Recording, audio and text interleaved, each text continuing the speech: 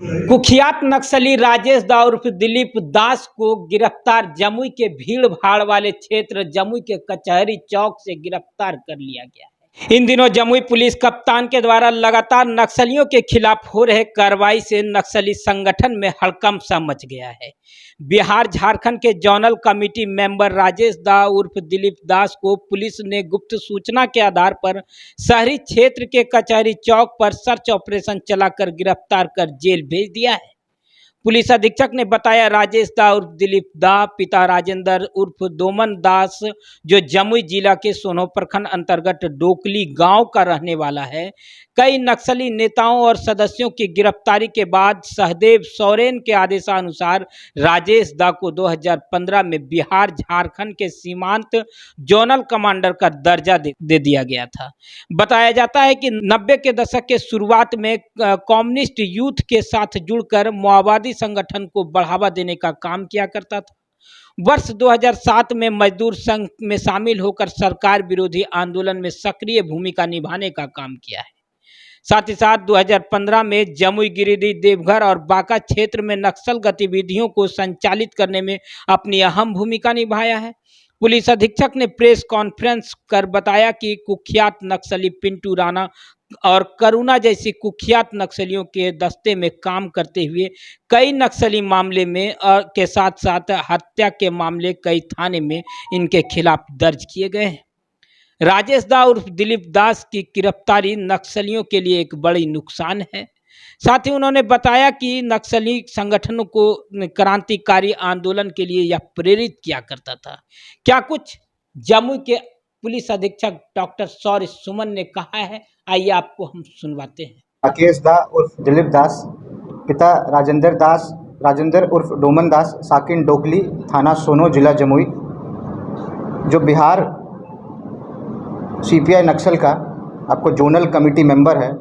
और political commissioner,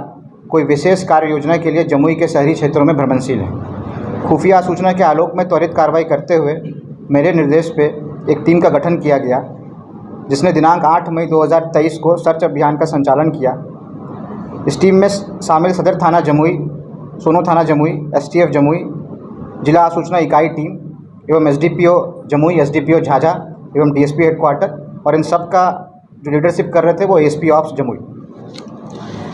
जो हम लोग को गुप्त सूचना प्राप्त हुई थी, उसके तहत हम लोगों ने कचहरी चौक के पास पता किया तो वहाँ पे एक व्यक्ति का मूवमेंट हम लोगों को संदेहास्पद लगा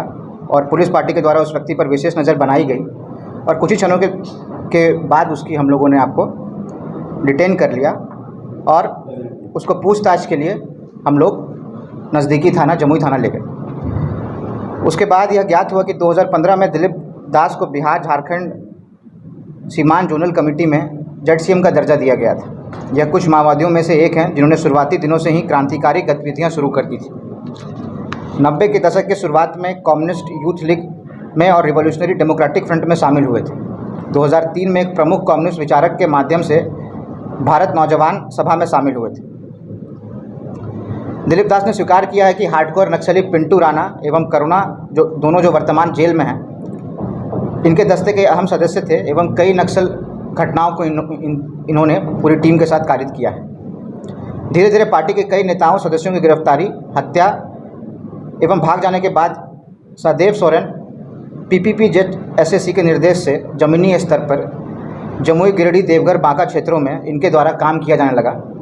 एवं आंदोलन के समन्वय करते हुए प्रचार व गोपनीय रूप से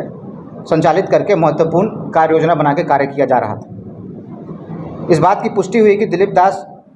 पेशे राजेंद्र उर्फ डोमन दास, सहदेव सोरेन व अरविंद यादव एवं नक्सल के अन्य शीर्ष नेताओं के निर्देशन पर जमुई, देवघर, बांका, गिरिडीह के संयुक्त क्षेत्र में नक्सल प्रभाव को पुनर्जीवित करने एवं सीपीआई माओवादी संगठन को मजबूत करने के लिए जमीनी स्तर पर काम कर रहे थे। हाल में ही जो रेणुका की गिरफ्तारी हुई थी, उसमें भी उसको जसीडीह, देवघर जिले में पनाह देने में भी इनका महत्वपूर्ण योगदान रहा था। दिलीप दास की गिरफ्तारी सीपीआई माओवादी संगठन के लिए बहुत बड़ा नुकसान है। इनकी निशानदेही पर सोनो थाना क्षेत्र डोकली गांव में रेड किया गया, जहां नक्सल सामग्रियां व अन्य आपत्तिजनक सामानों की बरामदगी हुई। एक ब्लू रंग का झोला, प्रतिबंधित नक्सली साहित्य पत्रिका,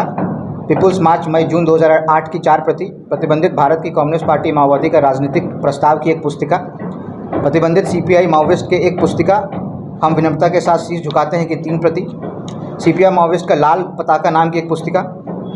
मार्क्सवाद लेनिनवाद माओवाद की 2 पुस्तिका, राजनीतिक प्रस्ताव की 2 पुस्तिका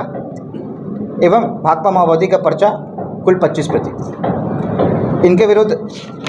लगभग 13 कांड दर्ज हैं और ये 2013 में भी जेल गए थे और 2015 में ये जेल से बाहर निकले थे। उसके बाद जो खुफिया एजेंसियों से हम लोग को सूचना प्राप्त हुई है, इनसे आपको चिराग दा का संपर्क स्थापित हुआ था और उसके बाद से ये अनआर्म्ड कैडर के रूप में लगातार अपना काम कर रहे थे। तो मुख्यतः हम लोग जब भी एक्शन ले रहे थे, जो भी पिछले 1.5 साल में हम लोगों ने एक्शन लिया है, वो आर्म्ड कैडर के ऊपर एक्शन किया गया है। ये एक अलग तरह का आपको सफलता हम लोग को मिली है, जिसमें इनके द्वारा